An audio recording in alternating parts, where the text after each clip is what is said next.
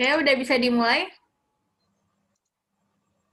Berapa orang sih? Cuma harus 90-an ya.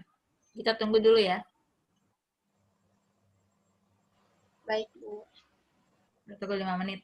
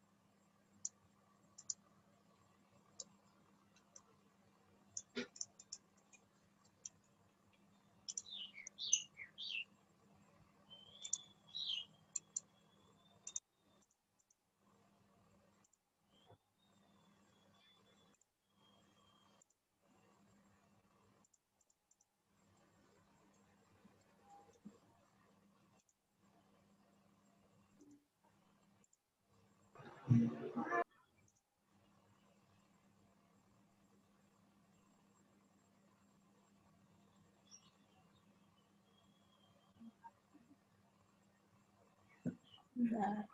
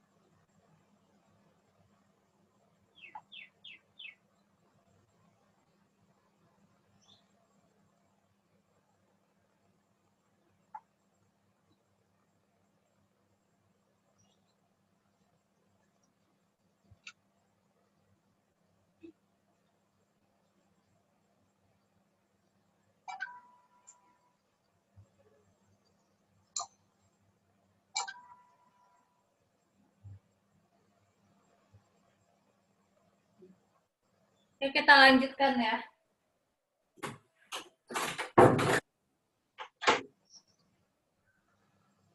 Kita mulai.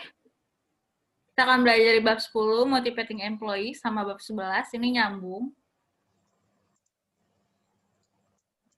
Motivating Employee ini ada bahasannya, satisfaction, increase value, disgruntled, dan teori ya. Teorinya, teori ini yang subbabnya ya, yang dipelajari bagaimana memotivasi karyawan bisa meningkatkan nilai value dari bisnis yang saya jalani, bagaimana memotivasi para karyawan, bagaimana memotivasi karyawan yang sedang tidak semangat, bagaimana meyakinkan karyawan kalau untuk supaya mereka bisa mendapatkan kepuasan dalam bekerja. Oke, increase value. Oke, bisa dilihat di sini. Ini ada dua karyawan, yaitu Anna dan Mary. Anna bekerja di prim A, B, Mary bekerja di prim B.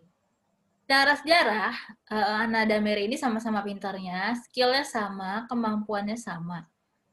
Tetapi di tugasnya juga sama mereka, job itunya, job description-nya mirip-mirip. Tetapi di si A ini, di kantor A, si anak ini sering dimotivasi oleh atasannya ya. Employee work interaction-nya sering. Kalau di Mary di kantor B jarang. Social interaction-nya juga sering. Mary di kantor B jarang.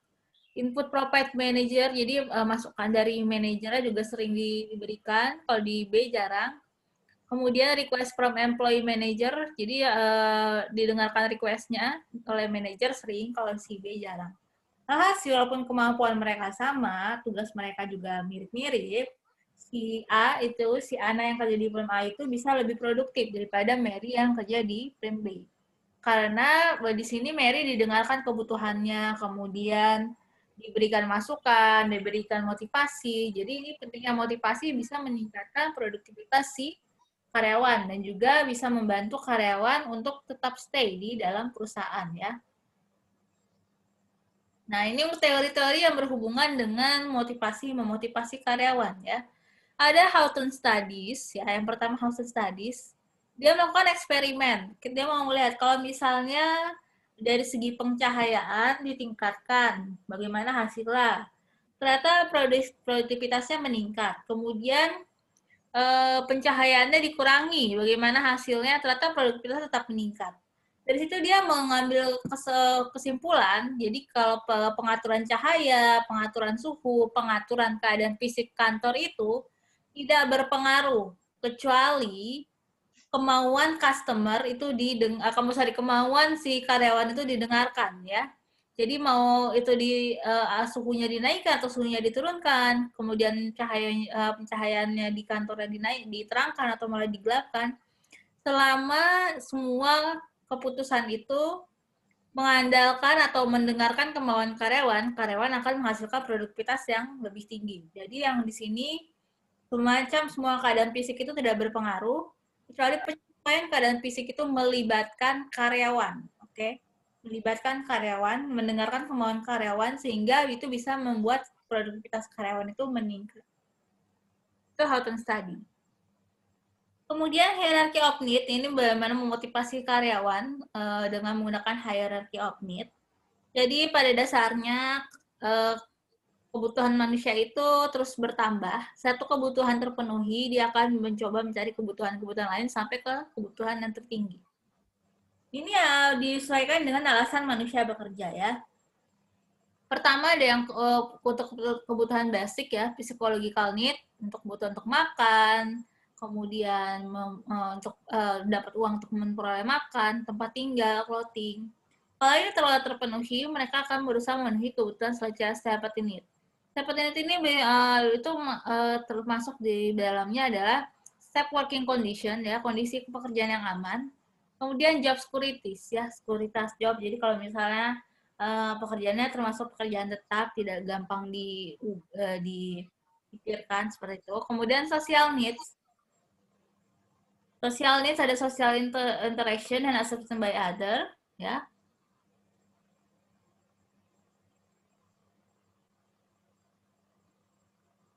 Kebutuhan untuk bersosialisasi, kemudian untuk diterima oleh orang lain, kemudian esteem need, ya, kalau sudah tersosial yang terpenuhi, ada esteem need, kebutuhan untuk dihormati, diakui, ya, powernya, dan kebutuhan self-actualization, ini untuk memaksimalkan potensial. Nah ini, karyawan akan merasa termotivasi untuk terus bekerja di satu perusahaan dan menjadi lebih produktif kalau kebutuhan-kebutuhan ini dipenuhi, ya, dimulai dari kebutuhan paling dasar sampai kebutuhan yang paling atas. Itu teori pakai hierarchy of need. Kemudian ada teori Hexbird teori. Kalian suaranya kedengaran nggak saya? Kok berisik? Kedengaran, Bu. Dengar, Bu. Kayak Jelas, Bu.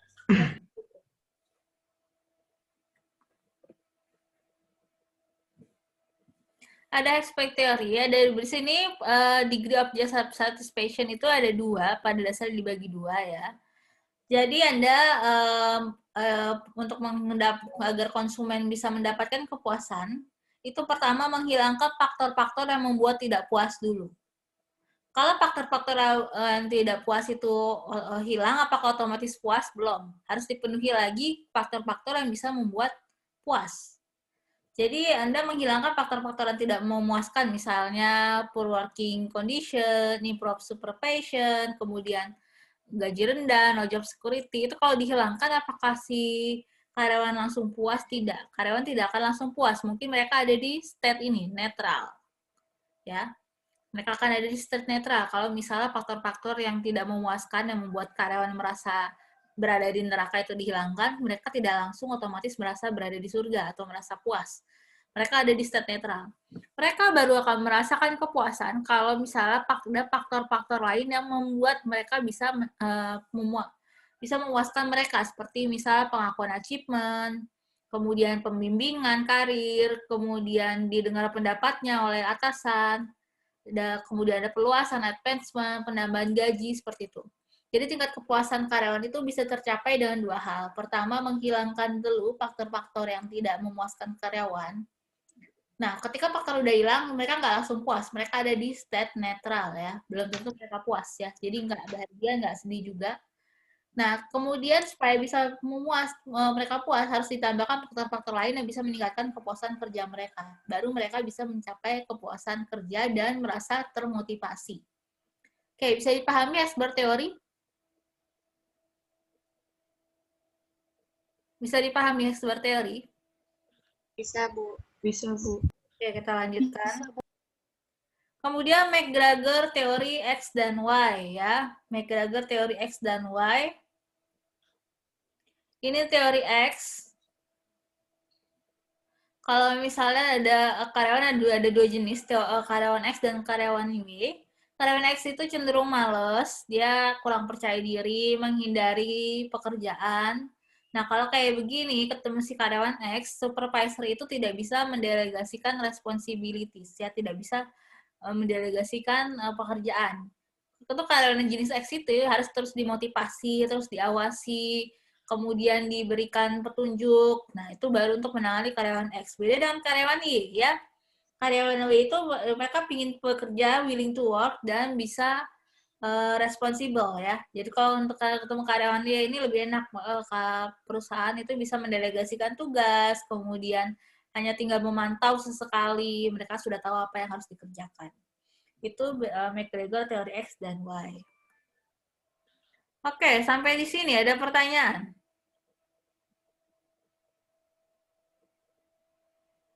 Gimana kalau misalnya karyawan ini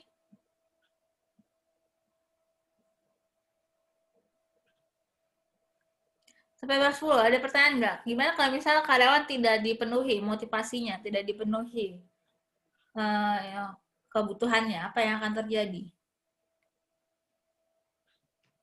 Apa yang akan terjadi kira-kira? Kalau karyawan tidak dipenuhi kebutuhannya, tidak dimotivasi. Karyawan melakukan mogok kerja, Bu. Oke, ada yang lain?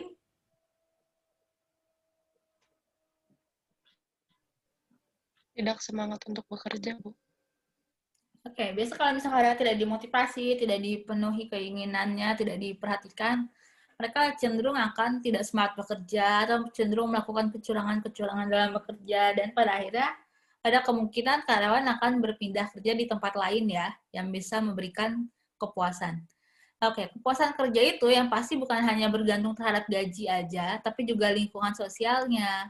Apakah bisa aja karyawan dapat gaji tinggi, tapi dia di lingkungan sosialnya nggak diindahkan atau tidak jarang diajak berkomunikasi atau jarang ditemani. Nah, itu bisa jadi mereka merasakan ketidakpuasan kerja.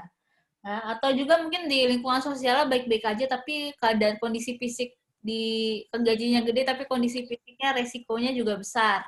Ya, itu bisa membuat merasakan ketidakpuasan kerja ya. Mungkin untuk yang karyawan-karyawan yang harus kerjanya jauh dari keluarga itu bisa jadi walaupun gajinya besar, walaupun lingkungan sosial menyenangkan, lama-kelamaan mereka memilih berhenti karena mungkin nggak kuat kalau misalnya harus jauh dari keluarga, seperti itu. Oke, bisa kita lanjutkan ya di bab 11 ya.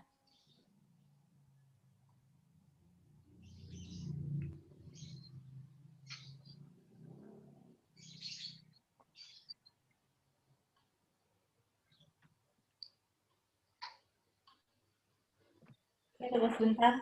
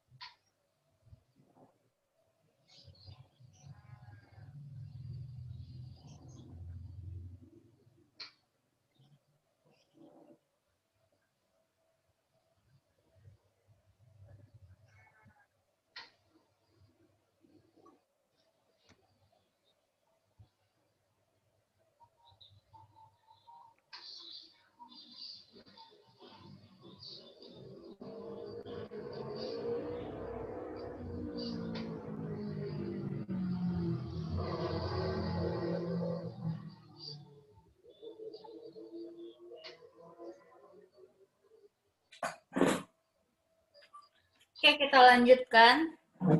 Chapter 11, hiring, training, dan mengevaluasi employee. Udah kelihatan di tempat kalian?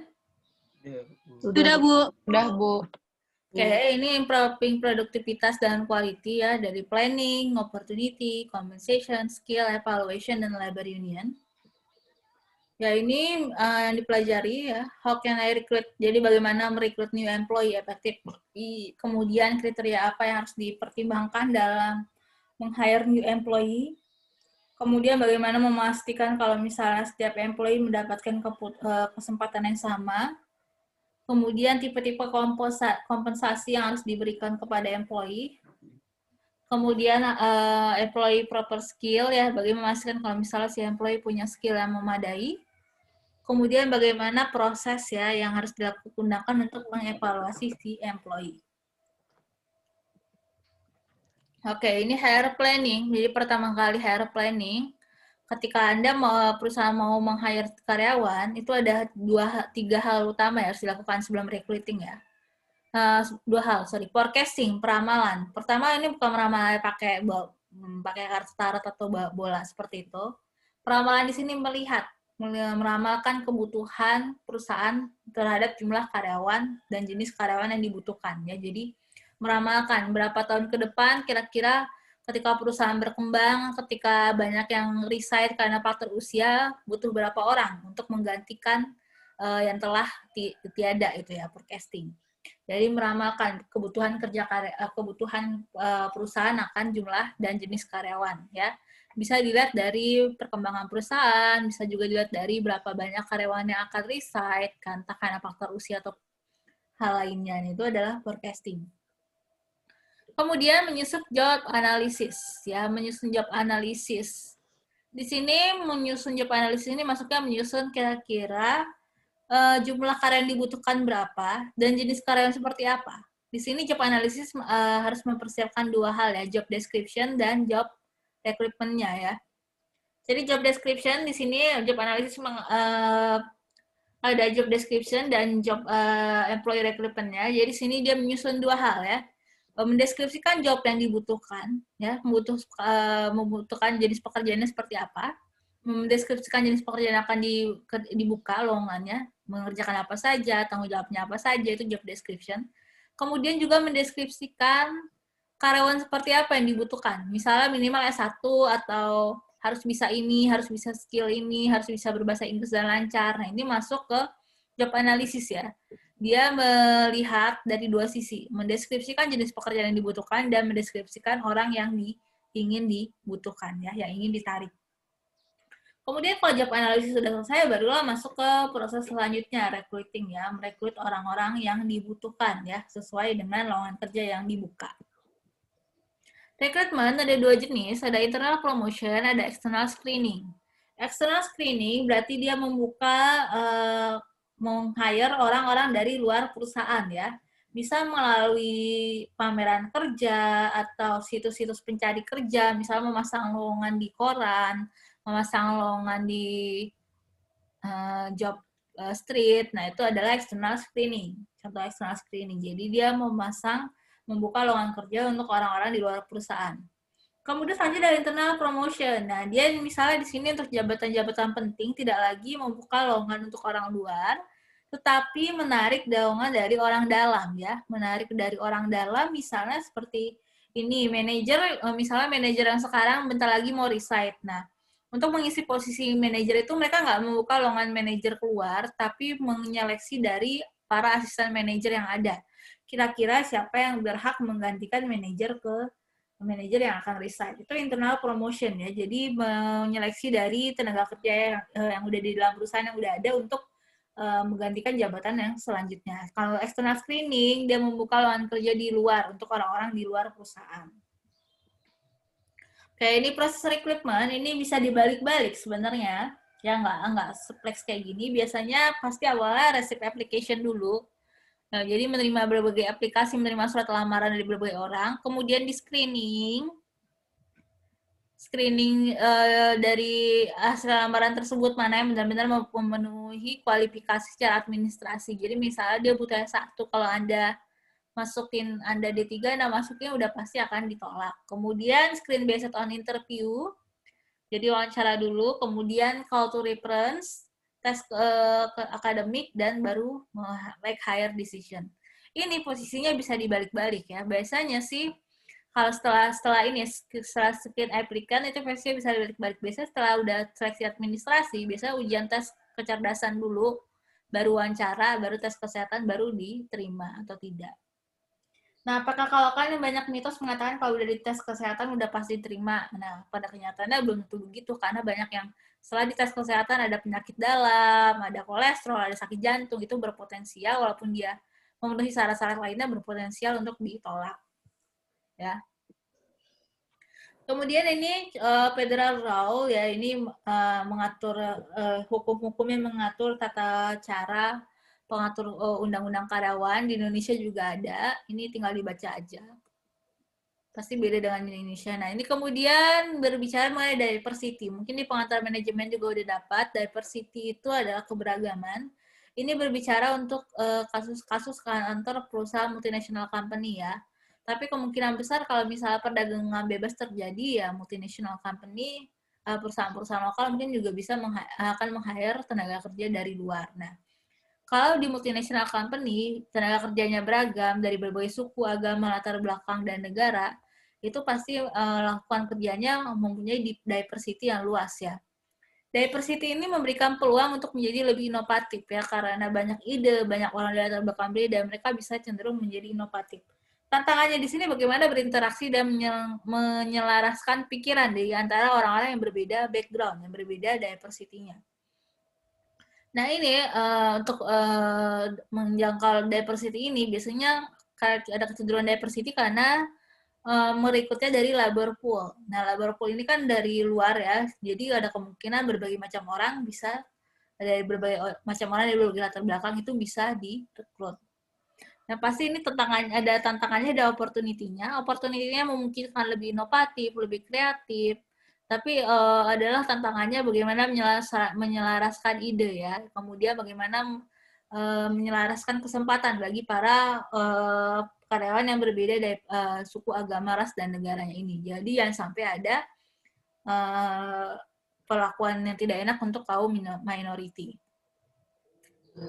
Oke, kemudian compensation ya, ini berbagai kompensasi bekerja, tiap kalian pasti bekerja akan dapatkan compensation. Yang basic utamanya adalah salary, itu gaji pokok, gaji utama. Kemudian ada stock option, ini kalau misalnya karyawan ya bekerja dengan bagus melebihi target, dia biasa diperbolehkan untuk membeli stok atau saham perusahaan dengan harga yang lebih murah.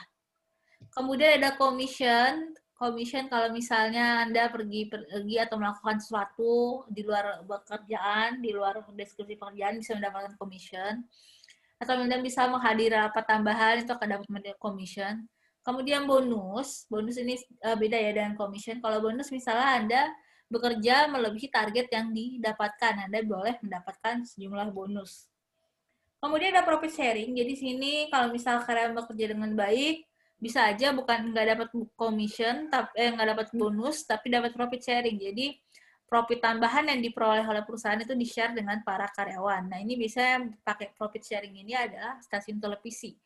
Kalau stasiun televisi sudah akhir tahun, itu programnya tinggi, biasanya ada profit sharing dengan para karyawannya ya.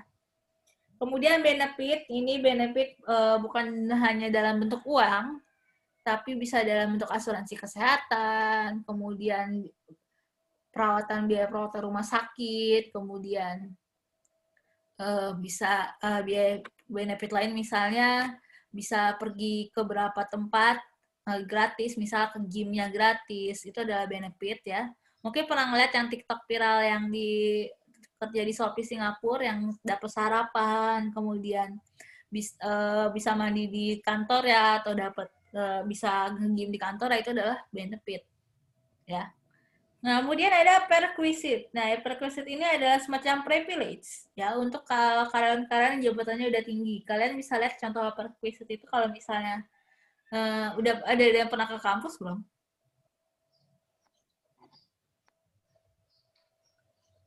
Kalau misalnya kalian pernah ke kampus, itu ada area parkir khusus untuk rektor dan dekan.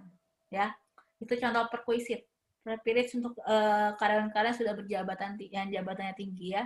Terus kalau misalnya kumpul-kumpul juga kan kalau rektor atau dekan pasti akan di kursinya diistimewakan, kemudian mereka ya, biasanya makanannya agak dibedakan. Nah, itu contoh perquisite ya, privilege untuk karyawan yang udah berjabatan tinggi. Oke, ini skill yang dibutuhkan karyawan untuk pada dasarnya macam-macam, tergantung jenis pekerjaan yang dikerjakan, tapi secara dasar ada 5 skill ini ya. Technical, yaitu kemampuan untuk melakukan tugas harian, itu technical masuknya. Decision making, mengambil keputusan.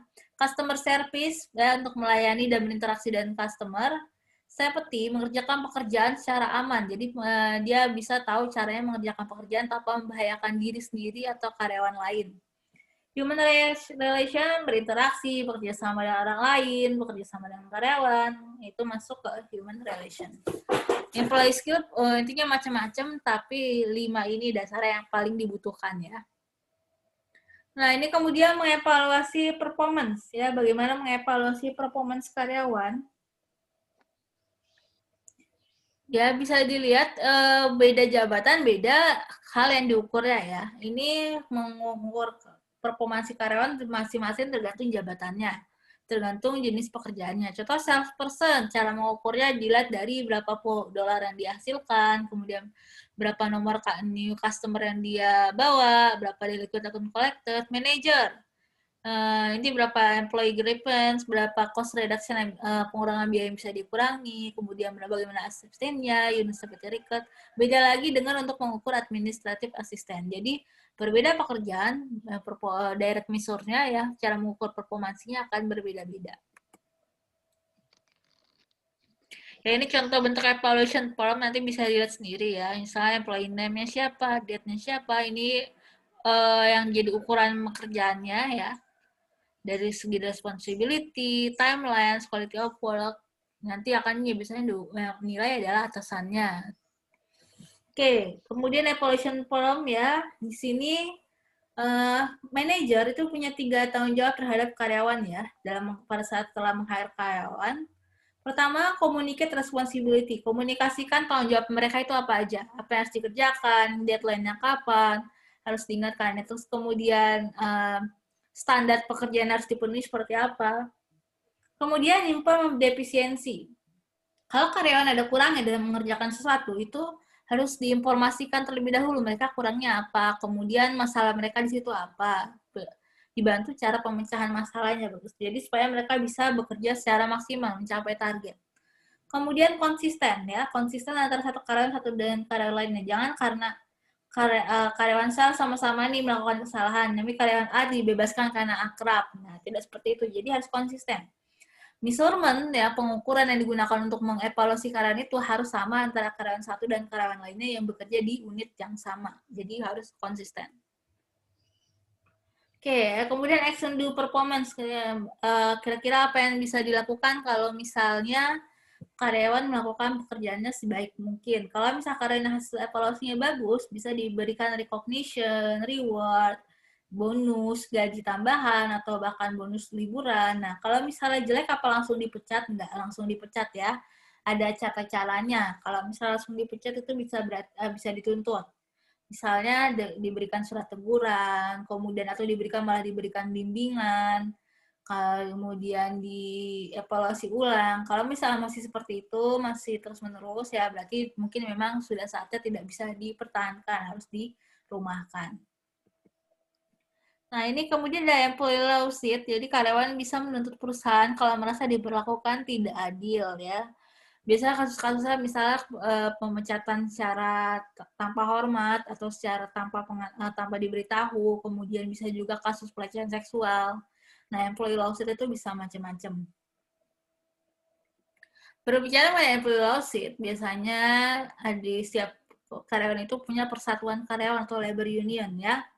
Labor unionnya ini tujuannya itu untuk membantu karyawan mendapatkan keadilan, bukan hanya pada saat dipecat, tapi juga mulai dari awal ya. Dari perekrutan, dari proses perekrutan sampai menjadi karyawan. Nah, ini jenis-jenisnya labor union itu bisa dibaca sendiri. Nah, ini labor union. Fungsi labor union itu kan tadi untuk membuat karyawan merasakan keadilan ya. Mulai dari sini membantu karyawan untuk bisa bernegosiasi dalam berbagai hal, antara lain masalah gaji, salaris, kemudian job sekuritas, status karyawannya tetap tidak tetap, kemudian apa aja yang diperoleh ya, kalau sekuritas apa aja akan diperoleh kalau bekerja di perusahaan. Manajemen right ya, ini mendiskusikan hak-hak karyawan maupun hak-hak manajer atau hak perusahaan, dan grievance, duka cita. Jadi di sini kan kadang karyawan tiba-tiba dapat kabar duka cita dari keluarganya secara mendadak. Nah, kadang kan kalau seperti itu susah ya kalau cuti dadakan. Nah, ini bagaimana si labor union itu membantu karyawan bernegosiasi agar mereka bisa mendapatkan cuti untuk kesempatan berduka cita. Labor konflik ya, di sini gimana kalau misalnya seringkali tidak terjadi kesepakatan antara karyawan dan perusahaan ya, bisa berbagai hal, ada picketing, boycott, strike, injunction, dan lockout ya. Picketing misalnya tidak mau bekerja, boycott ya, picketing boycott, kemudian tidak mau bekerja, memboikot, kemudian bisa terjadi seperti di gambar ya, dia para karyawannya demo atau protes, bahkan sampai terjadi penyerangan, strike. Ada juga injunction ya, ada juga lockout, jadi ya karyawannya dikunci karena tidak sepakat dengan dengan manajemen. Nah, ini labor-labor konflik yang mungkin terjadi.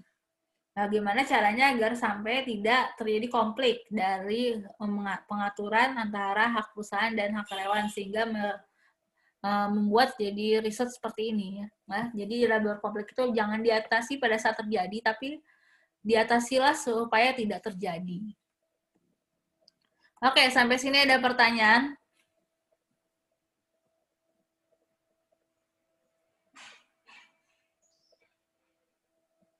Sampai sini ada pertanyaan? Yang lain? Tidak, Bu. Tidak, Bu. Oke, kalau misalnya tidak ada pertanyaan, kita akan ujian minggu depan. Soalnya nanti saya diskusikan dulu dengan Pak Dedi, bisa jadi esai, bisa jadi study case ya. Oke, nah sekian dulu kalau begitu. Sampai berjumpa minggu depan. Assalamualaikum warahmatullahi wabarakatuh.